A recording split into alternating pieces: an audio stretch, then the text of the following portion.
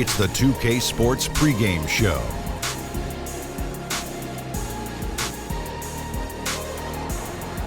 NBA regular season opener for a couple of teams. Thank you all for tuning in. So happy you're here. I'm ecstatic that you're here. I miss you too, Ernie. And I'm really happy that Kenny and Shaq are here too. I miss you too, Ernie. Thank you. Me too. Tonight we'll see the Los Angeles Lakers as they play against the Los Angeles Clippers. Well, for the Clippers, it would be so important for them to get some positive energy built up early in the season. And getting a win here in their opening game would go a long way toward doing that. No doubt they're going to come out firing tonight. And fellas, a new season about to begin. Clean slate. Plenty of hopes and dreams out there. Kenny, how do you spot a new legitimate contender? I usually look for the team with good balance, where one guy isn't doing everything. One guy can facilitate everything, but he can't do everything. So offense, defense, balance, and they gotta have a big shot maker. You know, I look for unselfishness, guys playing with each other, mental toughness. No weak-minded team has ever won a championship, Ernie. How about continuity, too? How about very little changeover from a team that was really good the previous year, may not have gone as far as they wanted, but returning the same bunch? That helps. Yeah. Well said. Well said. No need to add anything to that. Continuity. Yeah. Kevin Harlan knows all about that.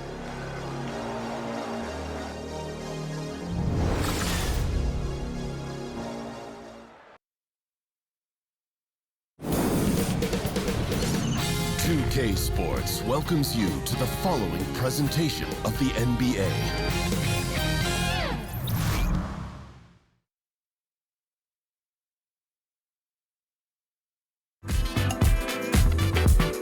I never want to waste your time. My life, so precious. Is yours, is mine. Hey, look at the time. My God, so precious. Is yours, is mine.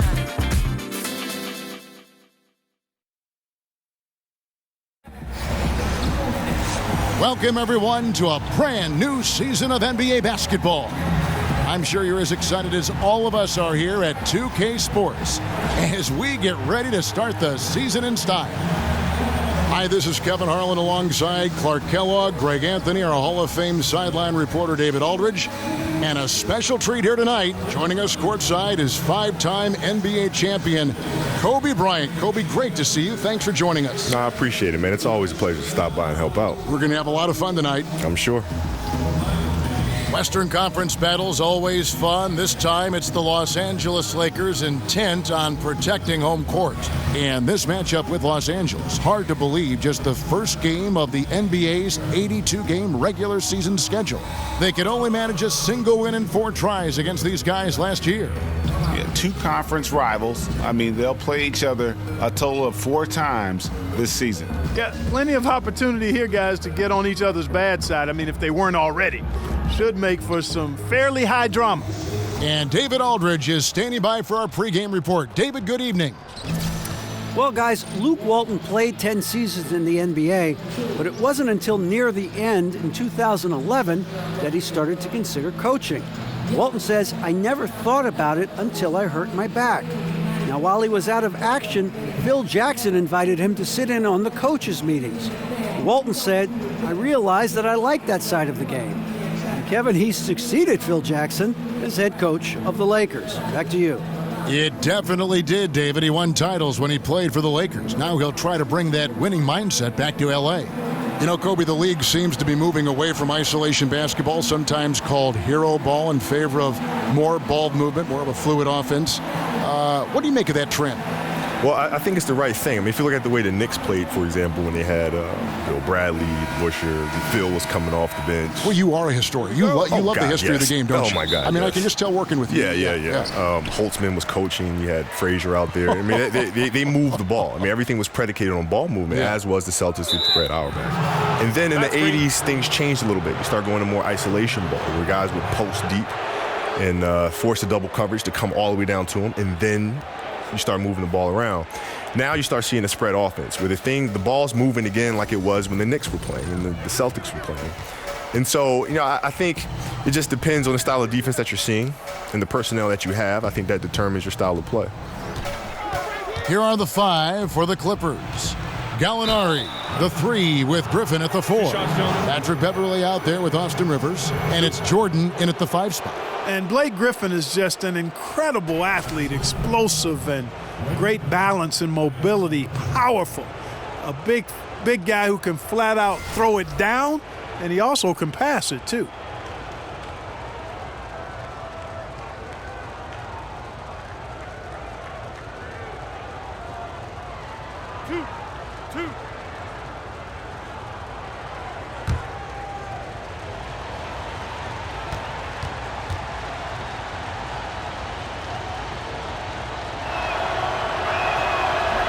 The first one falls.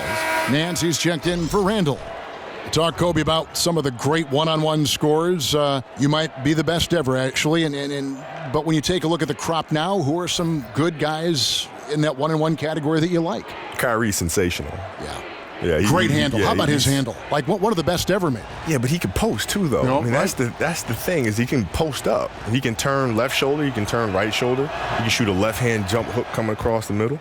He can pull up going left. He can pull up going right. He can attack off the handle. He can attack off a triple threat.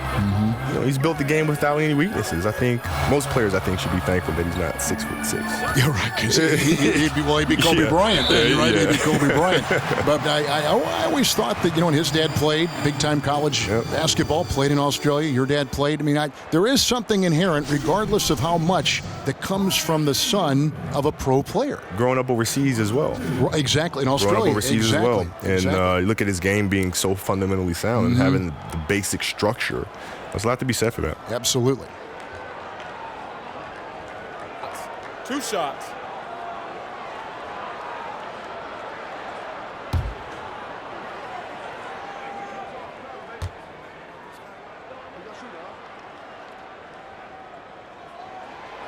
He misses the free throw.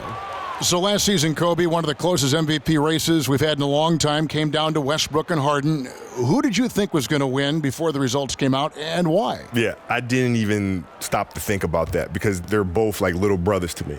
So even though I could sit there and say, LA kids too. I know them both extremely well, and they're both extremely deserving of it. So I've refused to split it. Yeah, they're both my guys. And different kinds of games, and both sensational individual players. Yeah, they're just phenomenal. I mean, they can do so many things in the game, and now I think the next progression for them is to be able to dominate the game off the ball just as much as they can dominate on the ball, right? Because in the playoffs, the defense has a hard time finding it. 4 on the clock. Here's Gallinari, and it's sent back by Lopez. You could see Lopez tracking that shot the whole way. Nice awareness from him and a terrific rejection as well. The Lakers on offense. And to have the ball in your hands at all times, always bringing it up. It's exhausting, though, right? That's what they say. But now, for you, the defense sees you, right? Yeah. So if you're handling the ball, the defense has eyes on you at all times. You're here. You're right in front of the defense. When you don't have the ball, you're moving behind them.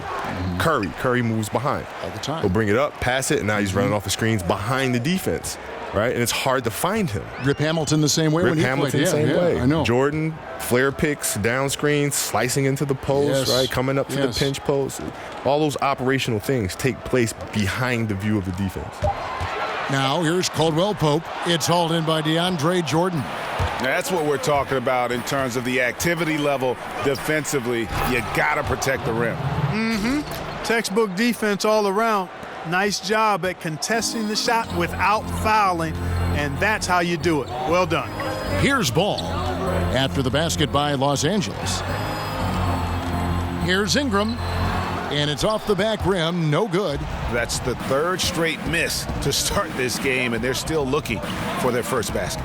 Kobe, you've made no bones about patterning your game after Michael Jordan. You watched him while growing up. Can you give us a little insight into the impact of what he meant to you and how he formed you in some ways? Sure. Well, I think most players growing up, at least my generation, probably watched him play and saw all of the fancy plays, the dunks, the highlights, and things of that nature.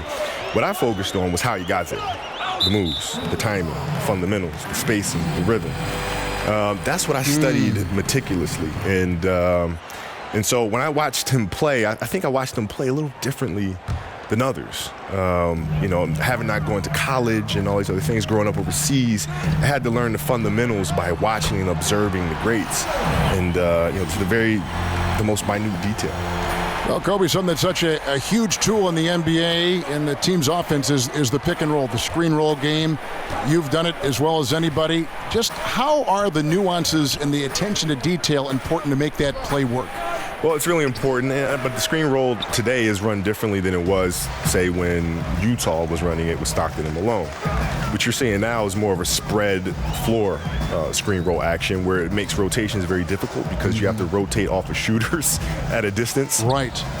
So now what you tend to see more teams try to down pick and roll coverages and sending guys to one side of the floor and try to play the screen roll coverage with 2 men and try to not have 3 guys in the action where you have to rotate and now push your team behind, right? And that it's a dance of, can you play the screen roll with just 2 guys? And on offense, can I force you to have a 3rd guy come in and rotate? If I can do that offensively, then you're behind. And he just hasn't been able to make anything this quarter. A nice shot by Rivers. Resplendent release on the floater. When executed correctly, it's a beautiful, effective shot. Hey, Kobe, after dedicating pretty much your entire life to the game of basketball, a game that I know you love, you said you don't miss it. Why is that? Well, because I've been through that process. I mean, I started playing the game when I was like 2 years old and, playing professionally for 20 years, and I left no stone unturned. So there's no regrets there. I've done everything I could possibly do. And truthfully, the game is still with me. The discipline has changed. The industry might have changed. But the same approach, the same things that I've learned from the game, I carry with me to this day. So the game is still inside of me. And the whistle blows, so a chance here for a 3-point play. Hey, I know Ingram looks a little wispy and light, but his strength is deceptive. Kobe, and any chance you might coach or might be a consultant to an organization, for instance? Nah. No, not at all. Listen, players reach out to me and they'll call me and I'll give them advice, and I like it better that way as opposed to, being tied down with one particular franchise. And, I like what I'm doing now. And any player from all over the world can reach out, and I'm there for them in terms of providing advice or counsel. Well, the story got out last year in the playoffs that Isaiah Thomas and you had some conversations. Yeah. Well, he reached out and had some questions about how to approach that particular series, and I just said, send me over the film. What are you looking at? And I'll tell you. I'll take a look at it and I'll tell you what I see, and then you can go from there. Some say, Kobe, that the shooting guard crop in the NBA right now, a little light in terms of depth, not quite as many top 2 guards as we used to see play the game. Who do you like among some of the 2 guards you see now in the NBA? Well, it depends who we're considering a 2 guard. Right, now, because they just blend, twos, don't they? The threes, they all just blend. Combo guards are playing some forward position. It's tough, isn't it? Yeah. So, shooting guards to me are guards that have to do everything. You have to be able to play the post. You have to be able to play the perimeter. You have to be able to play the point. You have to do everything. So I'll put Russell Westbrook in that category. I'll put James Harden in that category. I'll put Kawhi Leonard in that category. There's a lot of players I'm forgetting. Even Giannis, I would say, is 2 guard because of what he does. Yes. So there's a lot of talented guards out there. Did you like the ball in your hand, bringing it up, or would you have rather someone else bring it up, then get it to you in the half court, and then do what you did? Yeah, that's the one thing I'm jealous about Michael. Because Michael didn't have to do that. He had Pippen. Yes, right, who always brought it up. Yeah, so he could focus on coming off the screens and catching and shooting. He didn't have to think about facilitating first. He could think about scoring and then passing out of double teams.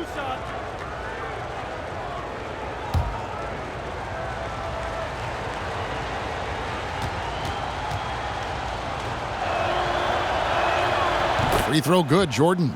And Kobe, you talked about coming off screen. Some guys come off a screen and kind of just lollygag. You came off and you pass the ball and then get back at it again. Yeah, efficient. Explode off those screens. Angles, right? Yes. You got to be able to read those things. And when you're catching, you're in attack mode all the time. Because then it's demoralizing to the defense. I'm sure it is. Because you're always on. Yeah. You're always looking. You're always checking. You're always in fear that he's going to attack. So yeah, we always try to keep our foot on the gas. Always. Our foot on the throat. Yeah. And Kobe, how did you learn to watch tape? Because there are guys now watching tape and they'll just go, and you wonder if it's really even sinking in. Trial and error. Yeah, right. But really, that was it. Trial and error. You start looking at things, you start saying, man, like if I'm watching an edit on a player and I watch one particular game and then I look at the next game and he's doing the same thing. And the next night, he's doing the same thing. Hold on, let me go back and watch. And then you start looking for consistent behaviors or patterns in their behavior. And then you think, okay, maybe that's something that's a tendency for him. Let me go back and check. 2 dribbles, turn. 2 dribbles, turn. 2 dribbles, turn. 2 dribbles, turn. 2 dribbles. Oh, my God. Yeah, there that's it is. it. There's the pattern. Right, so what if I interrupt him between his first and second dribble and throw him off a rhythm? What'll happen then? Right? What if I know he's going to go 1-2, turn right shoulder? I let him go 1-2. Now I jump to his right shoulder. Now you can't turn there. What happens then? Right? You throw them off of their patterns.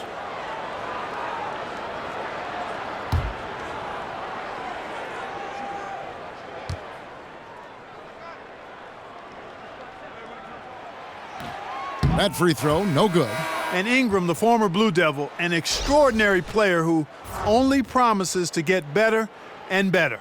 Williams, he's checked in for Gallinari.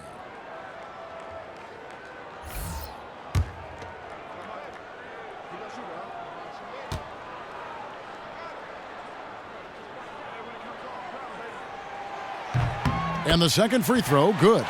And Kobe, you played for a handful of coaches during your career. When you look back on it, was there one coach you wished you could have played for but didn't have maybe a chance to play for? Greg Popovich. That's an easy one for me. Although I did play for him in several All-Star games. Yes, you did. And one particular All-Star game in practice, he came up to me and said, okay, do you want me to just kind of go through like a whatever practice, or do you want me to do the real thing? I said, Pop, you got to do the real thing, because I've been dying to see what really goes on inside these Spurs practices. Oh, my gosh. You got to give us a real practice, man. Yeah. And he did. And Tim just kind of looked at me and he was like, dude, seriously. What are you doing here? Come on, you're killing me. So what was a Popovich practice like for you, and how did you try to set the tone? It was high energy, and we moved from drill to drill. It involved a lot of passing and moving and spacing, and so all of the shooting, it wasn't any individual shooting. All the individual shooting took place within a 5-man offensive structure, a ball movement, a passing and cutting, and all of a sudden your shot comes here in the corner, and then you slide up to the next line, and you dribble, penetrate, and kick it, and then you slide to the next line, dribble, penetrate, kick. Right? So it involves constant movement where you're constantly training and conditioning the body that you're not just going to pass and stand and be a participant. Right? You want to be involved into in the action, not going to be a passive participant.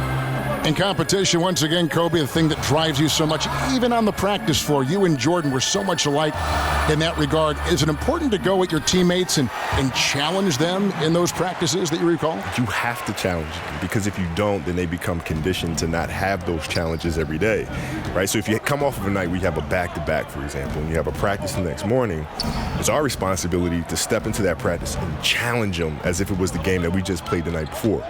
Right? Because if you do not, then you don't have that competitive spirit day in and day out, where then you feel like you can take games off, because you can take practices off, because you just don't have it in practice. Right? So it's our job to bring that every single day so that competing just becomes a habit for them. And you learn about their mental endurance, their physical endurance during those practices. Well, yeah, you challenge them to learn about themselves. Right? You challenge them to think about themselves. Can I push a little extra? I'm going to have to, because he's driving me like crazy. And if I don't meet that challenge, I'm going to have to hear his mouth all practice long. I'm going to have to hear his mouth on the plane. I'm going to have to hear his mouth on the bus. I'm going to have to hear his mouth in the locker room. Yeah. And I'd rather just compete. So timeout called here, the first for Los Angeles. Kobe, I'm assuming that you've had teammates come back later and say, Kobe, you made me a better player. Yeah, well, the thing is, when we're playing together, they don't like it very much, because I'm always challenging them. But then at the end, like even to this day, we're all very close. We're all great friends, because they knew what I was trying to do was trying to push them to be the best version of themselves. And that's a tough one, but on those illegal screen calls, the defender's never going to get the benefit of the doubt. Those are facts, man. I mean, if he's sliding his feet just a skosh, the refs are going to whistle him for it. Here's Teodosic. He feeds it to Harrell. It's hauled in by Zubac. Just doing the job on the backboard. They sure are. I mean, they've done a terrific job carving out space under the basket and then pursuing the ball. It's one thing to box out, but you've got to pursue the ball if you're going to get rebounds, and they look strong here in the early going. Now, here's Clarkson. Following the miss by Montrezl Harrell, Clarkson, and he comes off the screen to bury the jump shot. Clarkson's got his first bucket of the night. Kobe LeBron said he learned so much about how to approach the game when you shared the floor on Team USA. What was it like playing with a guy like him, as you also played with Jordan, and then going up against him all those years? Well, I think it was a shocking experience for them because I don't think they realized how much I talk trash. And so, No, yeah, what? I don't think they knew because, when you from a distance, you say, Kobe, we thought you were really quiet and all sorts of stuff, and you get to practice, and I just don't shut up. And I'm just saying really brutal things about their game, and it's just, they're getting really ticked off. But Yeah, then, because you were right. yeah, Right, but you're then the honest. intensity of practice goes up another level, and then we'd all go out to dinner, and then the next morning, we come into the meeting, and I've already been working out for 2 hours, and so then they see that, and then D Wade would come up and say, "Hey man, I want to join you in your workouts. What time are we going? 5 a.m." Right, he'd be down there working out, and then Brian would say, "Yo, I want to come too." So Brian would show up, and then Melo would show up, and all slowly but surely, we have our whole USA team in the gym at 5 o'clock in the morning What a training. constructive time, I would think, Oh, it was for those other beautiful. players. But it was fun for all of us because we got a chance to hang around each other and think about the competition, right? So now when we come back to the NBA, fans are getting a better product, right? Because we've all been working out and pushing each other and getting better off of each other. So now when we step on the court to compete against each other, that means we have to take our games to another level. That's a great story. Yeah. That's a great story. Kicks it to Williams. And after 20 years in the NBA, Kobe, you were able to play with so many teammates. Can you make a short list of some of your favorites over the years? That Oh, you've yeah. played? Yeah, let's see. Pau Gasol for me. Derek Fisher. And a quality person, too. Oh, yeah. I mean, just the nicest guy you'll ever meet. Yeah, right. And Derek Fisher, Ronny Turiaf is one of my all-time favorites. Lamar Odom, Shaq, obviously, Robert Horry, Rick Fox. I mean, I've been very fortunate to play with some great teams. Horace Grant, AC Green. I mean, the list goes. Ron Harper. I mean, I can go on and on all day long. Brian Shaw. I mean, I was very fortunate to have some really good teammates.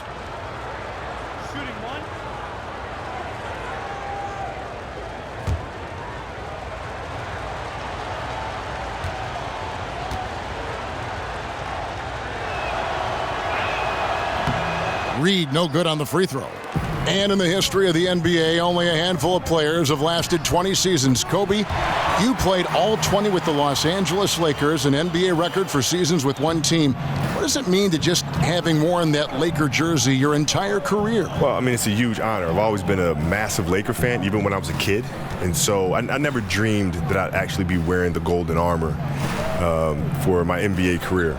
So to be sitting here right now, having played 20 years, is literally the coolest dream that could have ever happened to any kid. Happened to me. And I don't know that it'll happen again. The way the league is structured now, the money, the free agency, even though you had a chance to leave a couple times, you always chose to stay.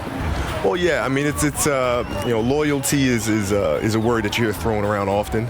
But in this day and age, it's very tough to see in sports because of the cap, because of, the free agency market and so forth and so on. So I've been very, very fortunate to have a great organization and to be able to have played 20 years of my career here.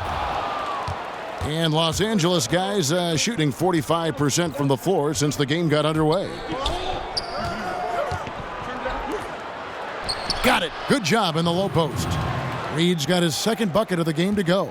And that assist got him a little nod from his teammate after that one. Screen by Bogut. Ennis dishes to Bogut. Over to the left wing. Clarkson kicks to Zubac. Over Harrell. Got a hand on it. Rivers passes to Teodosic. The dish now to Reed. It's 9 seconds separating the shot clock and game clock. Williams against Clarkson.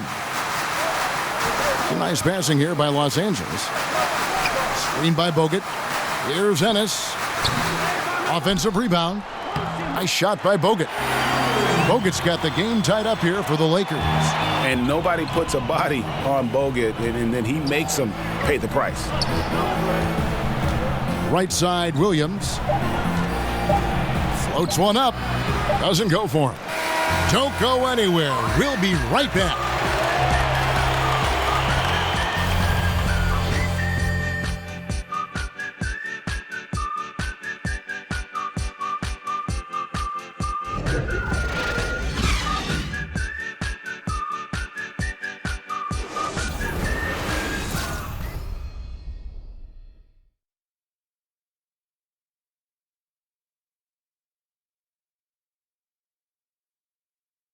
And Austin Rivers' father, Doc, is the head coach, of course, of the Clippers, and he talked about what it's like to play for his dad.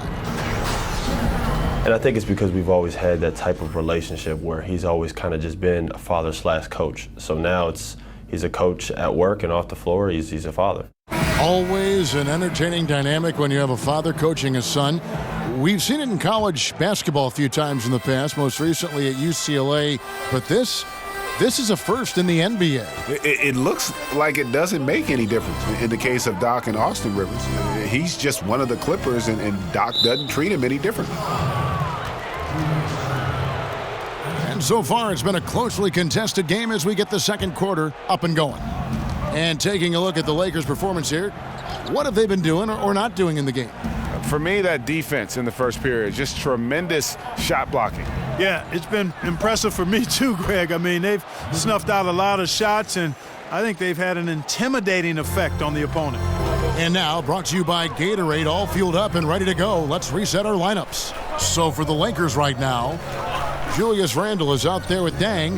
Then there's Jordan Clarkson. Then it's Ivica Zubac. And it's Ennis in at the 1. Now here's Dang. No scoring yet from him, but that's likely to change. Zubac kicks to Ennis. Reed against Clarkson. Back to Ennis. And the pass to Zubac. Now here's Ennis. Here's the teardrop. It's blocked. Now let's go to the sideline and catch up with our Hall of Famer, David Aldridge. Well, we know the Clippers are one of the best teams in the league, but are they good enough to win it all? Coach Doc Rivers talked about overcoming the super teams they face. He said the big three in Boston, put them together, bam, we won. We had Miami, Golden State, but there are teams that still poke through. Dallas did it, and that's what we're trying to do. Kevin? And with Doc in control, the Clippers, DA, they'll always be in contention for a title. Thanks so much for that terrific report. Now here's Ennis. Danilo Gallinari, unable to get his last shot to go. Pass to Randle. Reed with the steal. It's 3-on-3 on the fast break. A floater, and it's good on the way in. Now it's a 4-point Los Angeles lead. Timely passing leads to assists, and that's been the recipe for success. Everybody on the same page, completely in sync, tremendous communication and awareness. Now, here's Clarkson. 7 points in the game. Fast break, here they come. Rebounded by Clarkson. And he's trying to shoot his way out of it. You know, they have the lead, but honestly, I think it might help if he'd be a little bit more selective tonight. Another miss, and they desperately need a bucket. Clippers leading by 4. Hey, Kobe, in recent years, we've seen a lot of players choosing in free agency to join up, join forces, join friends, other talented players. You know, think of Durant and Golden State, the big three with LeBron going down to Miami. What are your thoughts on that trend? Well, you know, everybody's got to do what they feel is best for them. You know, personally, it wasn't really my cup of tea. You know, I'd much rather compete against those guys and do it that way. You know, if winning in L.A. wasn't going to happen, then it just wasn't going to happen. You know, I wasn't going to leave and go someplace else and join forces to try to win the championship. How about recruiting players, like say, hey, come to the Lakers and you and I can do something special here? Yeah, I mean, listen, that's fine. I mean, that happens. You know, players talk to each other and you want to play with each other. But it never crossed my mind to try to recruit another top player that I'm competing against. Interesting. You know, like never. Like I've always wanted to compete against them. So that's a little strange to me. Catching up on the changes for Los Angeles. Lopez, he's checked in for Zubac. Brandon Ingram comes in for Luol Deng. Caldwell Pope, he's checked in for Clarkson. And Ball subbed in for Tyler Ennis.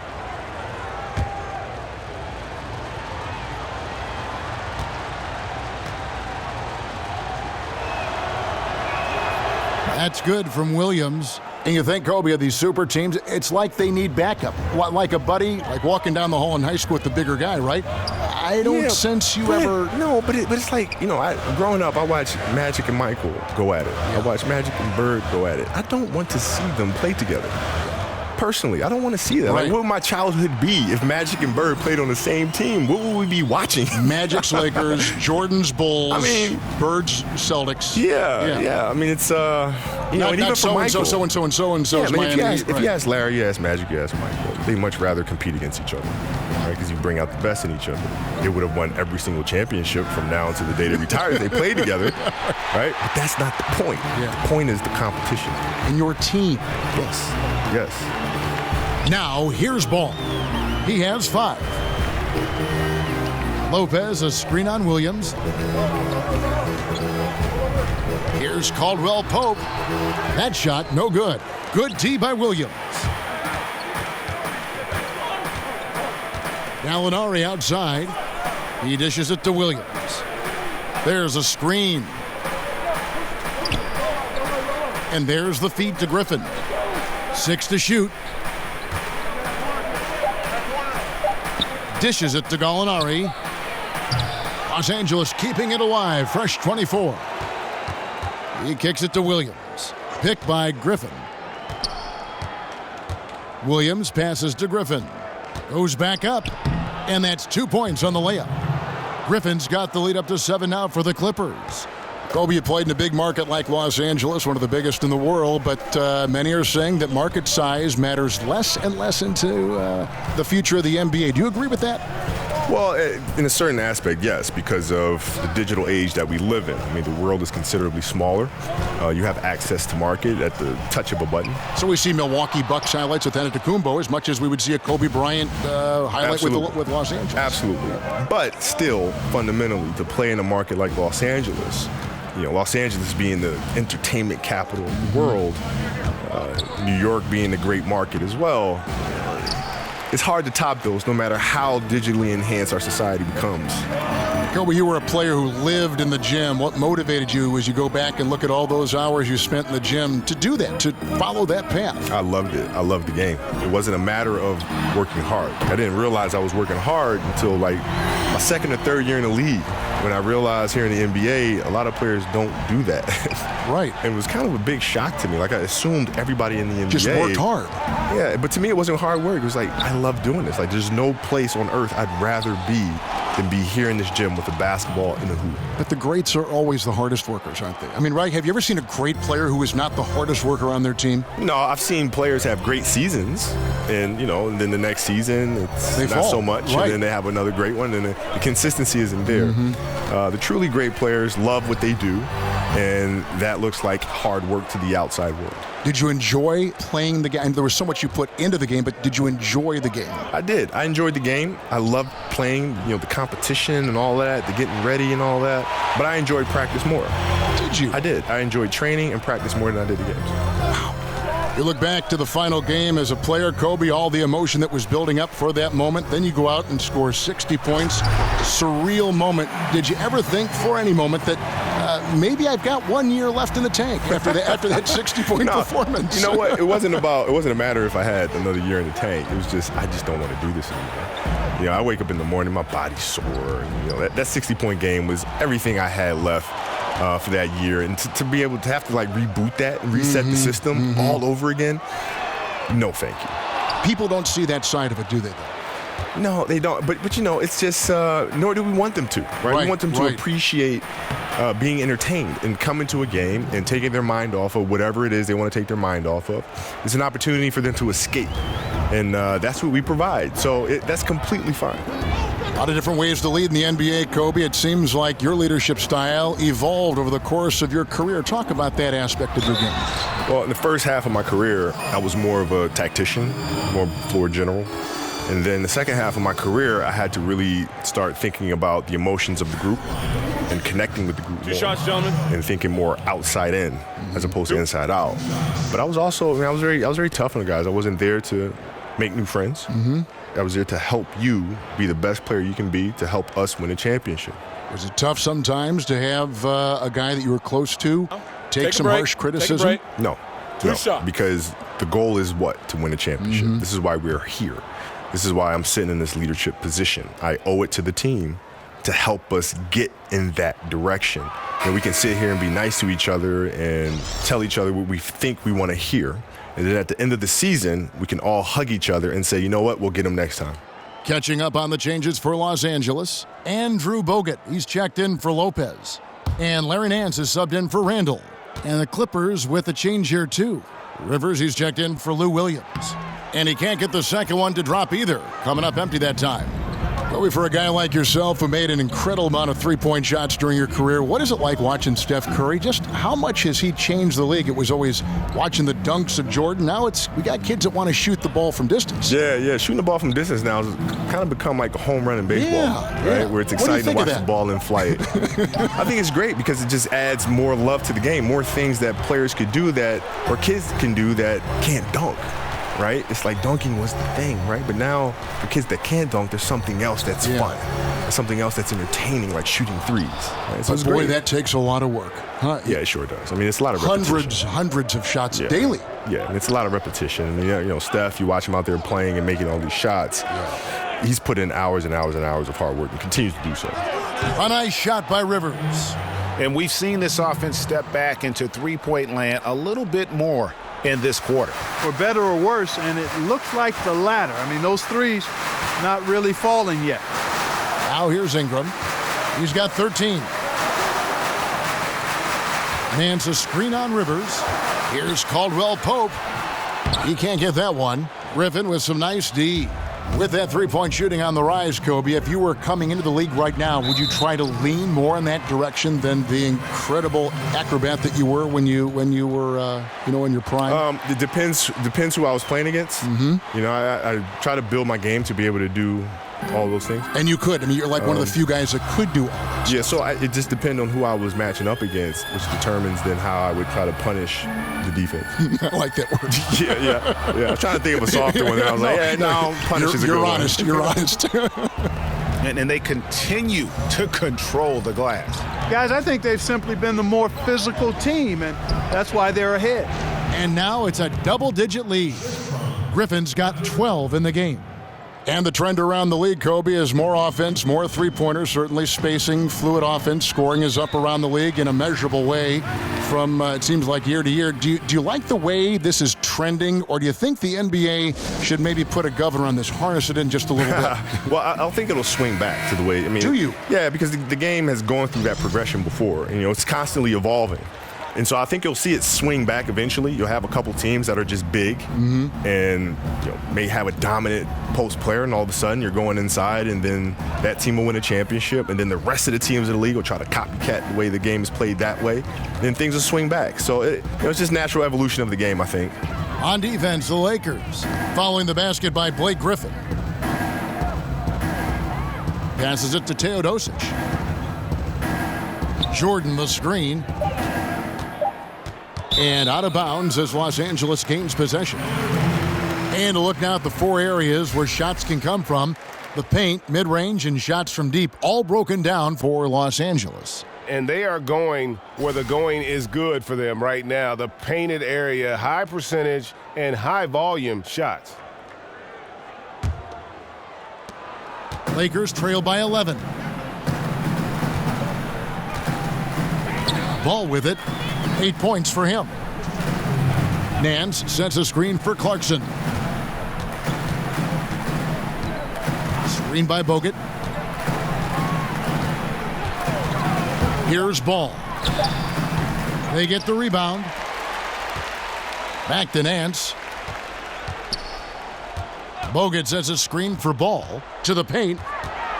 Bogut kicks to Ingram. It's a nice passing here by Los Angeles.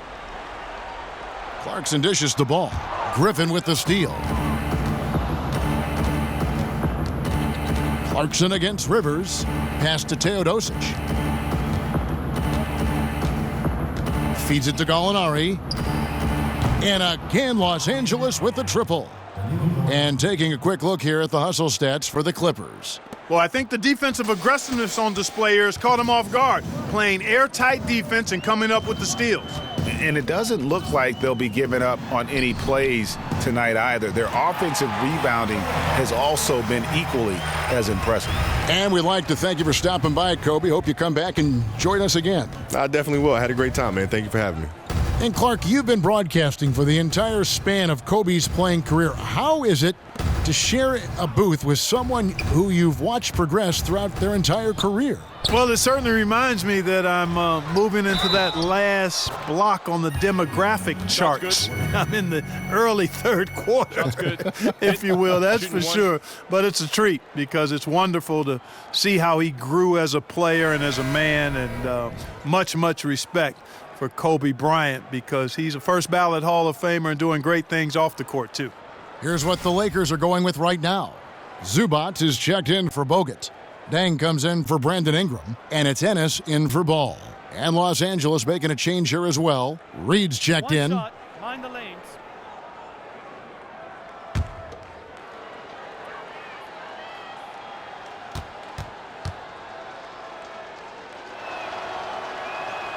And the free throw, no good. Hey, Greg, when you look at all the dunks that DeAndre Jordan has on his resume, it's pretty impressive. And Jordan, I feel, is even underrated with his dunking ability. Very agile. You can see that in warm-ups as well as the dunk contest. His unmatched power when attacking the rim, really unprecedented. He may be the best athlete in the league. And here's Rivers. He's got 10.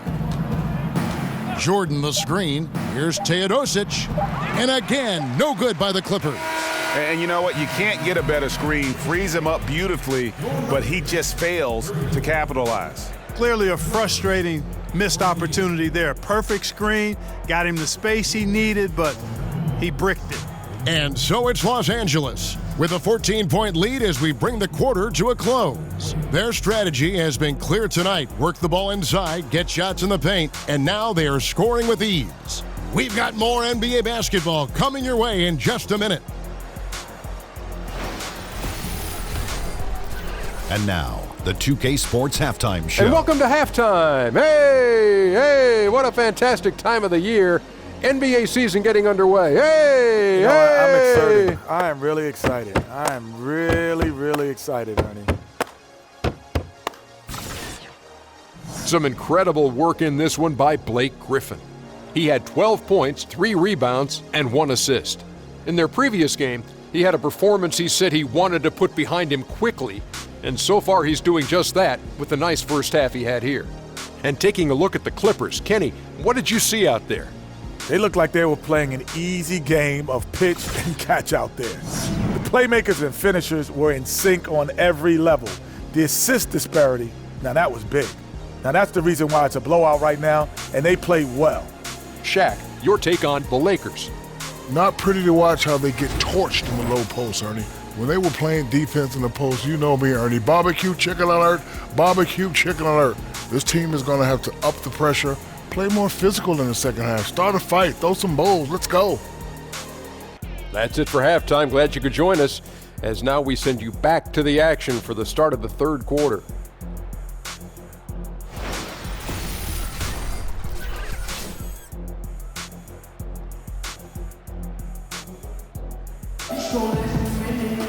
And as we welcome you back, we begin our second half. So far, not a tightly contested game, guys, but you know, anything can happen. Brandon Ingram with a strong contribution so far in this one. Yeah, so far they haven't found an answer for him, a scoring machine here in that first half. Yeah, and it's been fun to watch, partner, because not only is he shooting a high percentage, a good percentage, he's also carrying the team. And as we begin the second half, first half wasn't even close, guys, and we'll see if there is a comeback on our hands or more of the same as we get the third quarter started. Getting underway in the second half, here's the 5 for Doc Rivers. The heart of the team at the 4 and the 5, Griffin and Jordan. Austin Rivers is out there with Patrick Beverley, and it's Gallinari in at the 3 slot. Yep, it goes, and the Clipper lead is cut down now to just 12 on the basket from Ball. You got to be composed when you go inside, knowing that you're going to have some contact and resistance facing you. Ball unafraid to get it deep inside. Griffin's shot is off. And Los Angeles, guys, shooting has been a little ragged, just 38% from the field. Ball, the pass to Randall. Lopez, right side. Picked by Randall. Ingram with it. Griffin's there. And a foul called on the shot. Got him on the way up that time, so he'll shoot 2 right here. And Brandon Ingram, the second overall pick in 2016 out of Duke. What do you make of his rookie season? You know, very much a work in progress. You have to remember how young he is. Didn't turn 19 until 3 months before the draft, and he's still rail thin. So he's got a chance to improve very quickly over the next few seasons as his body continues to mature.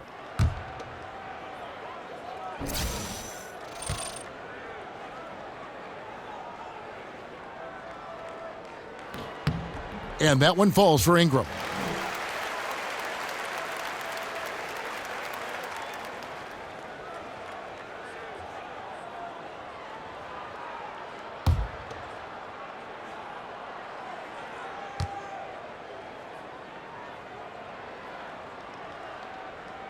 He hits one, then misses the second attempt from the free throw line. And the NBA has had coaches who are as legendary as any player. With that in mind, Clark, who is your pick as the greatest coach of all time? Man, I can't even begin to have an answer for that one. There's some guys that jump out, though, when you think about that list, who would be on it. Greg Popovich for sure. Phil Jackson would have to be included on that list. Brett Auerbach. Chuck Daly for the way he was able to manage his players. Pat Riley, you'd have to consider him as part of being on somebody worthy of that list as well. And I'll even go back a little farther and throw Lenny Wilkins in the mix. I thought he was really good with a number of different teams that he coached.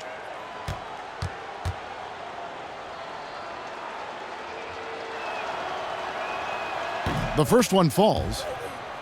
Well, you knew the Clippers would be hit hard in free agency. Losing both Paul and Redick kind of changes the outlook of the team, but still I think they're going to be solid and one that I expect to make the postseason, but I don't think that we can label them as a contender. Both free throws good from Griffin. And Greg with the moves, the era of Lob City, it looks like it's officially over. Yeah, and it was a fun run, but the team just, one, couldn't stay healthy, and they had some bad luck, let's face it, in the postseason.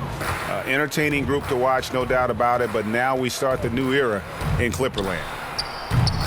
And it's Beverly missing. And I think that's got to affect your mental game. I mean, missing open shots like that, unacceptable, and it'll probably mess with your head a little bit too. Lopez kicks to Caldwell Pope. He feeds it to Randall over Jordan. And again, no good by the Lakers. And he's just a tough defender. Good positioning to get after that shot. Did a good job guarding the mid-range, extended out nicely, and definitely bothered the shot. They're up right now because he's been dominant on offense, and, man, I like seeing him catch fire like this. Here's Ball, following the basket by Blake Griffin. They set the pick. Caldwell Pope kicks to Ball. Caldwell Pope outside. 6 on the shot clock. Over Rivers. And again, the Lakers no good. They're in a hurry. I think, Kevin, they're rushing things a little bit to begin the half. Nothing pretty about this 1-for-4 start. Gallinari with it. Now defended by Randall. And Gallinari kicks to Rivers.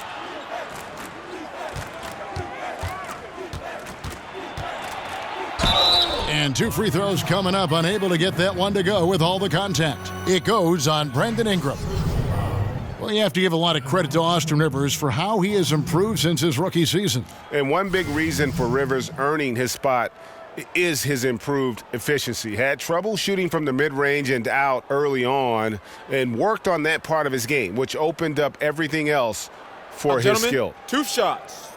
2 shots.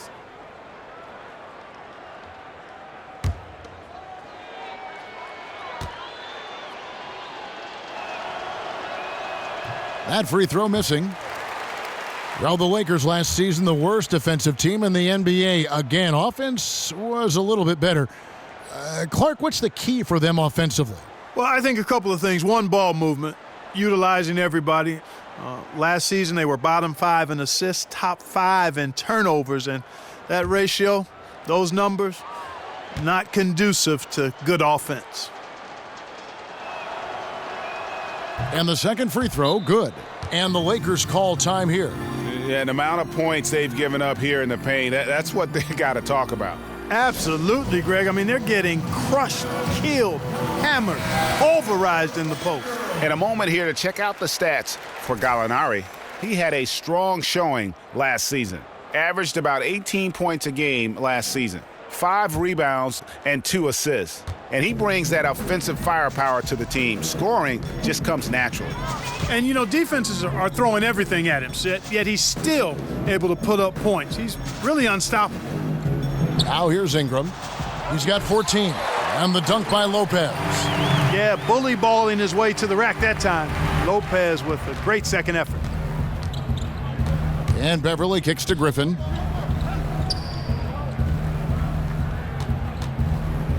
That's tipped. Randall against Griffin. Here's Ingram. Oh, wow. That's a beautiful jam. Yes, indeed. Boy, the versatility of Brandon Ingram. Remarkable at putting the ball in the basket in any number of ways. And that last replay, courtesy of Under Armour. Another Unleash Chaos moment. Now here's Rivers. He's got 11. And it's Jordan with the jam. Yeah, you got to respect the athletic reach of Jordan now. Throw it up, and he will bash in the alley-oop. Second half here. We're just over 3.5 minutes into it. Here's Ingram, and it's blocked by Jordan. Hey, get that weak stuff out of here. Take it home. Jordan is fantastic at rejecting those kinds of shots. Now here's Rivers. Beverly sets the screen for Rivers. Gallinari on the wing. Jordan the screen. And it's Gallinari missing. Lakers trail by 14. Here's Randall. And he drops in the layup off the glass. Randall's got his first points of the night. In transition, Randall extremely mobile for a power forward. Now here's Beverly. He's guarded closely. Griffin dishes to Beverly. Back to Griffin.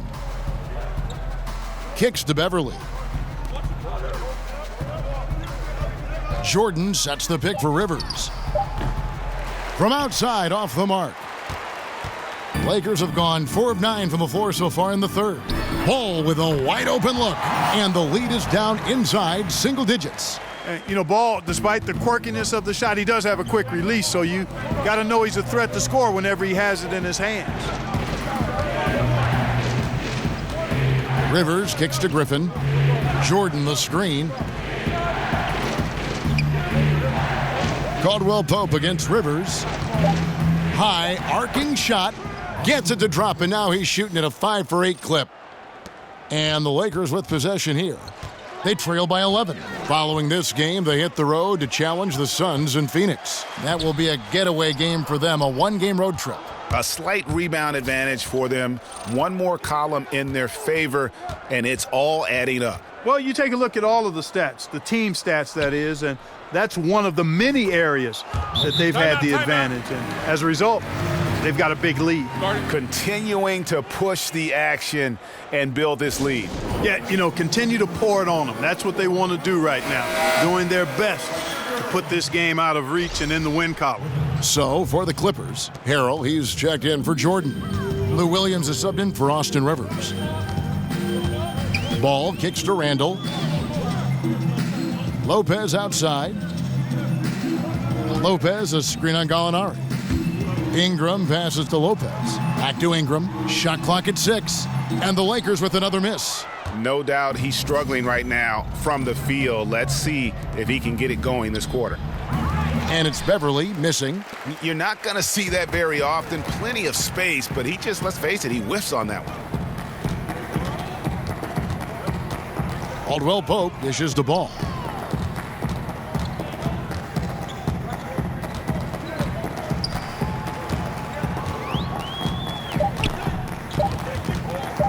From the arc, the offensive rebound. Lopez kicks to Caldwell Pope. Ball, the pass to Lopez. There's a good screen. Now the dish to Ingram. The pass to Ball. Second shot opportunity. It's hauled in by Beverly. Yeah, good interior D there prevents the deuce. You know, that's not easy at all. When guys get this close to the bucket, it's tough to stop the basket. Now here's Beverly. Takes the three. He can't get that one to fall.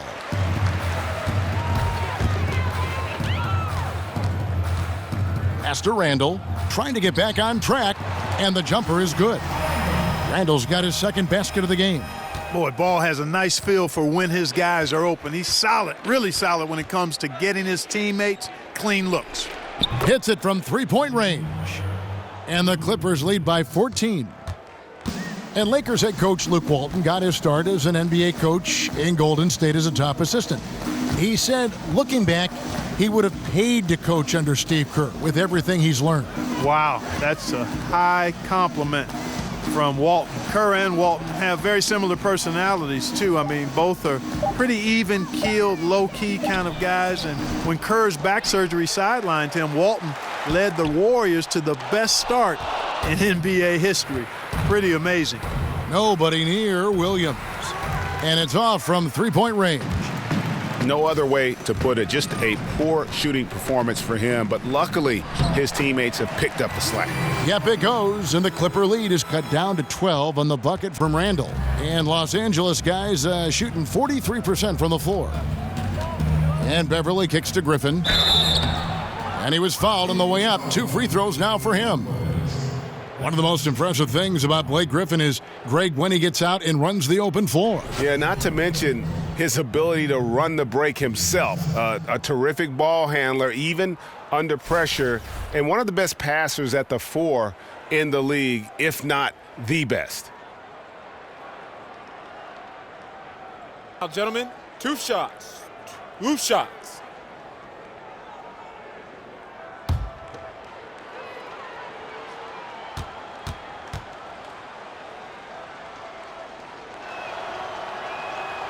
That's good from Blake Griffin. And Blake Griffin, a free agent this past summer, ended up staying with the Clippers while others departed. Yeah, you thought he might be gone after CP3 left, but Griffin enjoyed the team, and they offered him a huge contract. You felt as though he flew under the radar a bit in free agency, due maybe to his history of injuries. Second free throw, no good. Well, Clark, the idea of player loyalty has been a topic the last few years. From your view, do you think players have an obligation to stick with the team that drafted them if they can? I'd like to see that happen, Kevin. I'm a bit of a traditionalist, and personally, I think it's cool to see guys hang with the team that drafted them as long as they can move forward towards their aspirations and goals individually and as a team. I also never begrudge players that after a time decide they'd like to explore a different opportunity with a different team for whatever the reasons might be that drive that. But traditionally and personally, I like to see players be one team players if all of the circumstances that lend itself to that being productive are in place. Now, here's Clarkson following the miss by Griffin. The kick out to Dang. Offensive rebound. Lakers passing it around. Now Ennis. He's been patient so far, nothing yet on the scoreboard. And there's the call on Lou Williams. That's his first foul.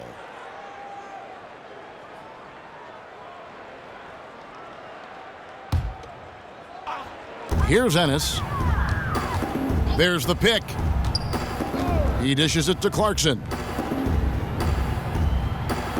Clock at 6.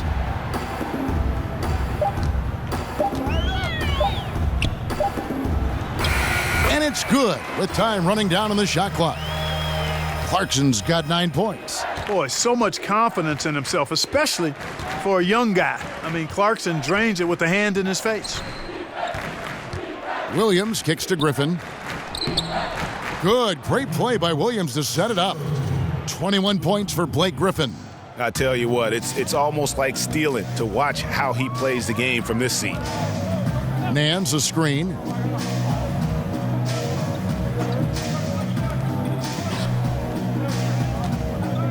Now here's Ennis. Back to Dang. Another miss by Dang. He's been an absolute non-factor. 0 factor this game. Just a horrible performance from him. And he gets it to go. It just seems like the more he touches it, the more the lead grows. And a breakdown here, guys, the hustle stats for the Clippers. I'll tell you what, they've hit the boards hard in this one, and it's led to an abundance of second-chance points. I mean, they've gotten a lot of second-chance points. And also, how about the points they've gotten in transition or on the fast break tonight? That's been a huge factor Mind the lanes. as well. Mind the lanes. One shot.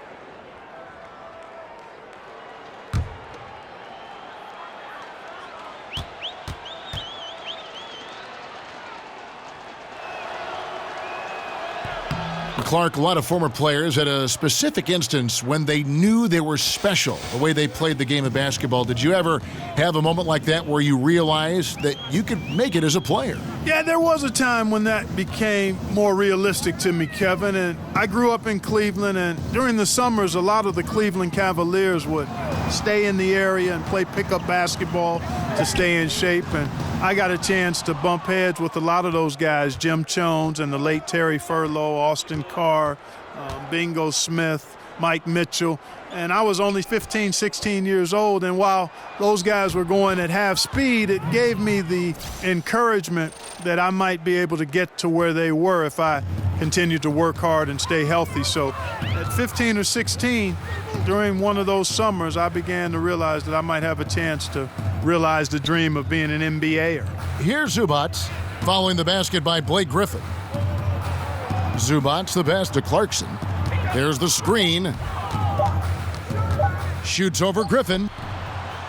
Here's Zubac. And he can't stop the run as he misses. Those are chances almost always you can rely on him to get you 2 points, but the D just enough to keep him out of rhythm. Here's Teodosic. 18 points separating the teams. That's the biggest lead of the game. No good from 18. Ennis with the ball. He's had some playing time, but no scoring yet from him. Nance a screen. Ennis kicks to Dang. No good on the triple. And so it's Los Angeles, holding a big 18-point lead to close the quarter. They have made it very tough to get a shot off against them. Their defense has been stifling. And we'll be right back after this.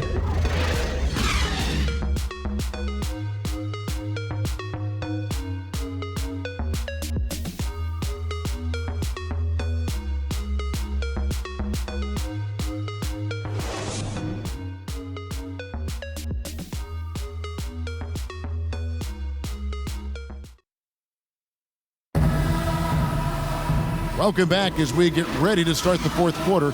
Not exactly a nail-biter here, but you never know.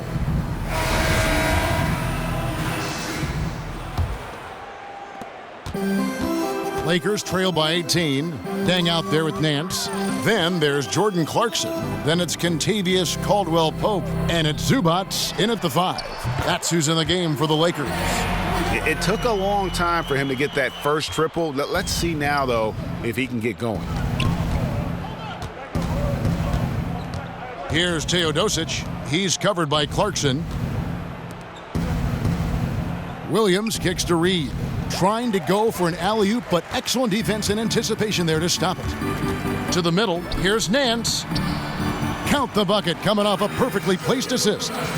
Yeah, becoming better at setting up his teammates, and KCP delivers that pass on target. Pass to Teodosic. Jordan dishes to Williams. Jordan sets the pick for Williams. With the teardrop, rebound the Lakers. Nance has got rebound number 7 for him tonight. Not his best game, but they're still getting it done collectively. Caldwell-Pope against Rivers. Clock at 6. Nance a screen on Williams. From the top of the key. Unable to get that one. So Los Angeles will take it the other way. Next matchup, they'll be home against the Suns. That game marks the first half of a quick 2-game homestand. Lakers trail by 13. Just over a minute and a half played here in the fourth. Caldwell-Pope with a screen on Jordan. Dang passes to Clarkson. Back to Dang. Not really his range, and it's off target. I mean, his field goal percentage isn't good. He's not helping his team out there shooting this poorly. Williams can't get it to go. The Lakers have gone 2 of 4 from the field since we started the final quarter of play. Caldwell Pope kicks to Nance. Over Jordan. And the Lakers with another miss. Clippers leading by 13. Just under 2.5 minutes gone here in the final quarter. Here's Rivers. Los Angeles with another miss. And Los Angeles guys shooting poorly, just 35% so far. Nance a screen. Caldwell Pope kicks to Clarkson. Caldwell Pope outside.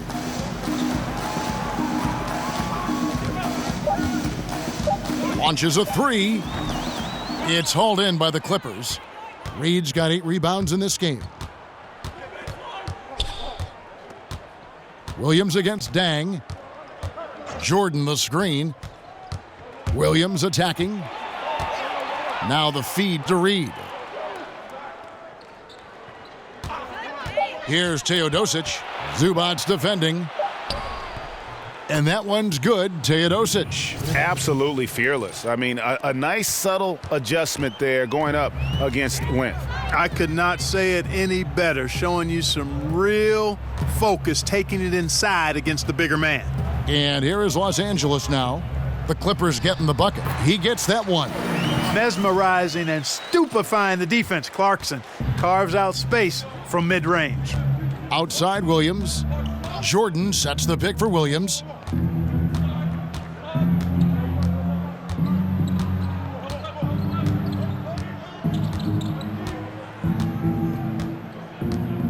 Reed a screen. Shot's good by Williams. And the Clippers lead by 15. Another bucket down low. They've been the aggressors, taking the ball inside and attacking at the rim. You're exactly right. It's been all good at one end, and let's be diplomatic and just say not so good at the other end. Shot's good by Clarkson. And the shooting has really been there for him today, but he may have to take it upon himself to continue to carry this team and try and get out of this hole. Now, here is Reed. Reed a screen on Nance. Outside Williams. Reed a screen. Shoots off the screen. And good, and it takes a nice bounce off the right iron and down. Yeah, that's the third bucket in a row from the paint. This defense needs to clog those lanes in the middle. Caldwell Pope outside. Dishes to Clarkson.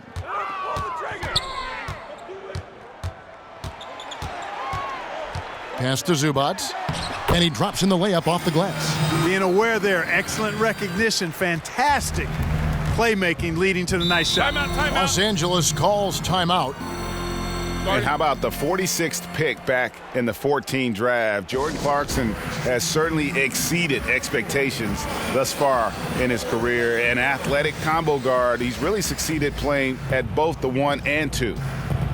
And Greg, Jordan Clarkson, he has an offensive game, doesn't he? He's able to shoot with range, and he can attack off the bounce as well. I think that enables him to kind of play on or off the ball. And I think he has a chance to be a really good two-way player in our league. Big group substitution here for the Lakers. Brook Lopez is checked in for Zubac. Randall comes in for Larry Nance. Ingram, he's checked in for Luol Deng. And Ball subbed in for Jordan Clarkson. Harrell, he's checked in for the Clippers. Patrick Beverly comes in for Teodosic. Let's go now to the sideline and catch up with David Aldridge. Well, during the break, I listened in on Doc Rivers talking to the team. He told them, put your foot on their neck. Take it to them. I want to see you guys slow it down out there, use the clock, and stay away from silly fouls. Let's see if they can execute the plan, guys. Thanks, David. Here's Ingram after the Clippers pick up 2.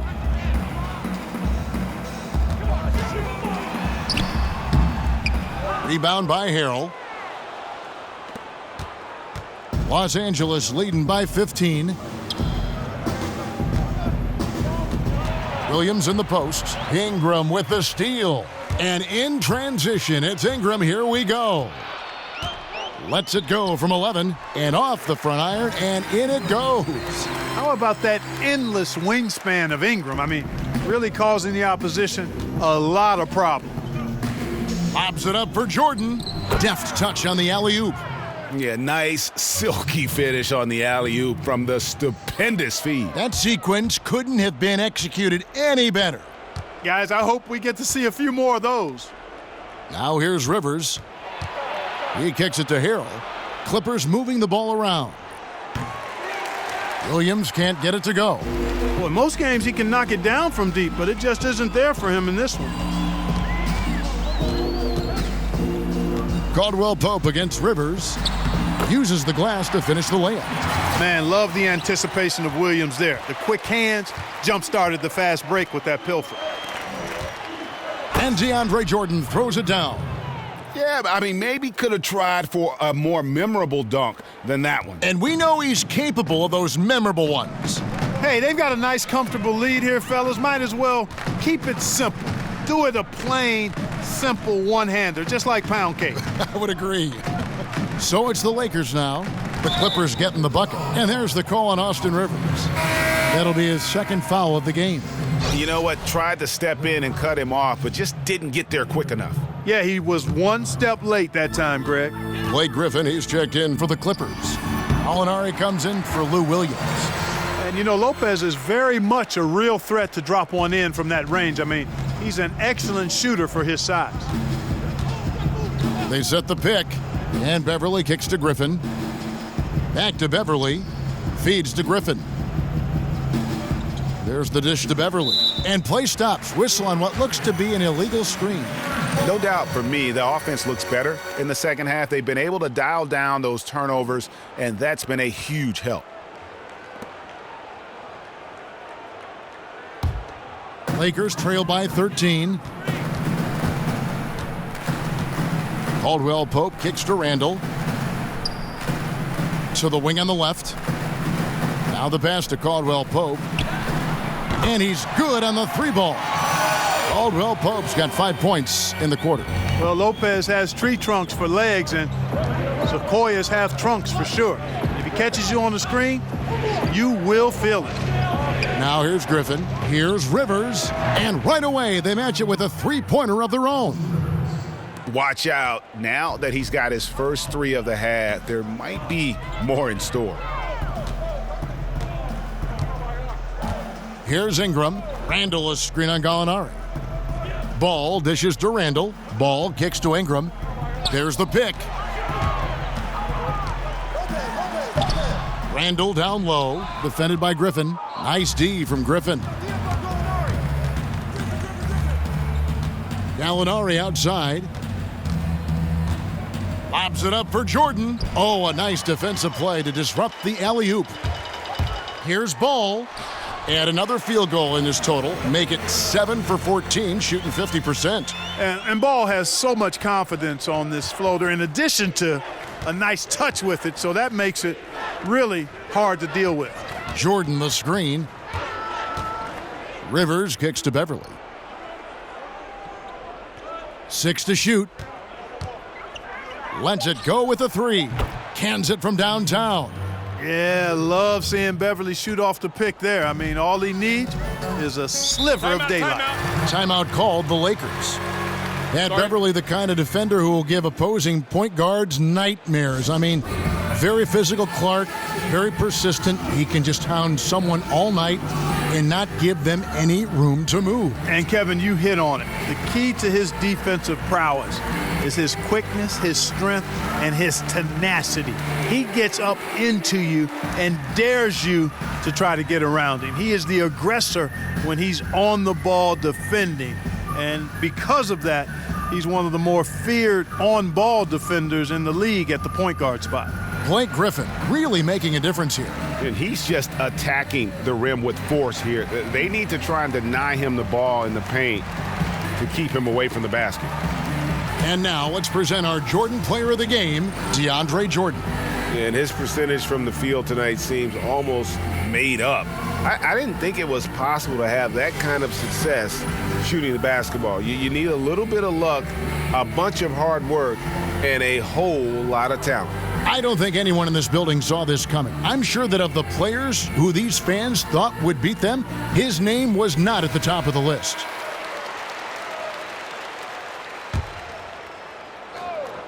Ball, the pass to Lopez. He feeds it to Ingram. They set the pick. Pick by Randall. Caldwell Pope kicks to Ingram. 6 on the shot clock. And yep, that's going to be a flagrant foul. Unnecessary contact. Boy, a very hard foul that time, and the officials had to slap him with the flagrant. I mean, you can't let him get away with that kind of contact. Yeah, gee, that's an easy call for the officials to make when there's that much contact. The league is really cracking down on those sort of plays. Shooting 2, gentlemen.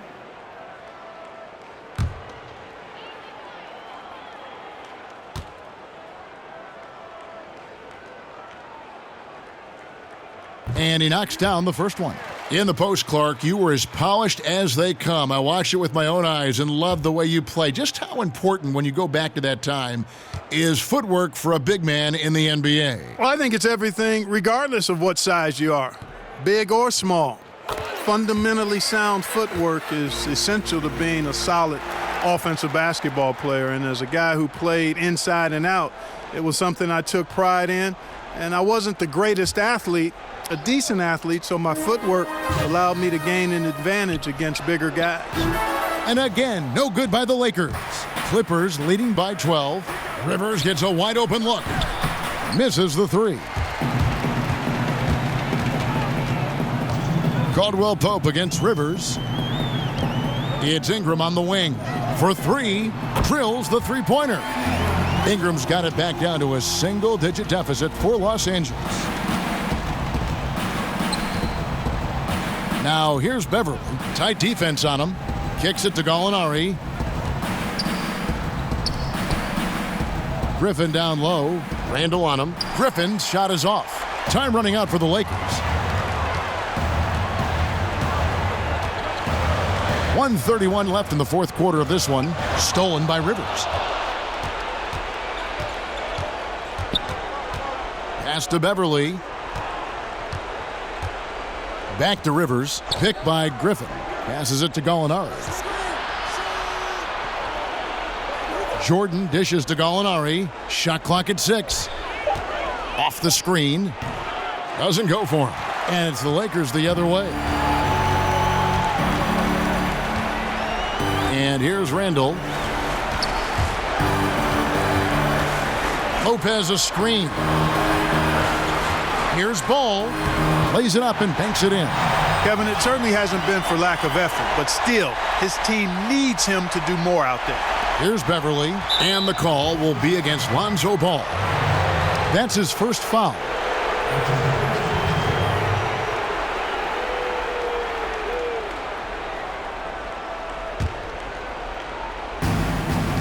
Clippers with the ball. They led by as many as 18 points. Outside Jordan. Picked by Griffin. Outside Jordan.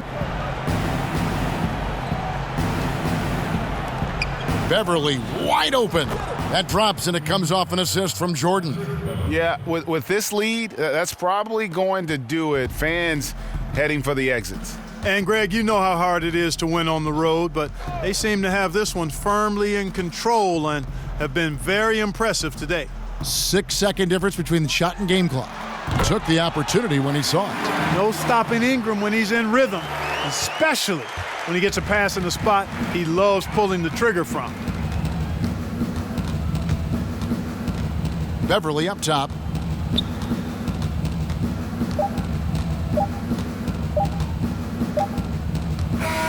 So the Clippers with the win. This was a hard-fought, well-earned victory for him, Greg. They really had to work for this win. That's a good point. I mean, weaker teams might have buckled at the end with the crowd amped up, everyone in the building kind of rooting against you, but they stood tall and pulled it out. Well said. And a chance now to send it over to David Aldridge, standing by courtside. David. Thank you, Kevin. Blake, very strong game offensively. What gave you the confidence to take over? I'm just putting in the work, and my teammates honestly believing in me and telling me to be confident at the end of the game. So I owe a lot to them. They came up with big plays. Just everybody working together. Very good win for you tonight, Blake. Congrats. Back to you, Kevin. David, thank you as always. That concludes the first game of the NBA season. For David Aldridge, Greg Anthony, and Clark Kellogg, this is Kevin Harlan saying thanks for being with us, and we'll see you next time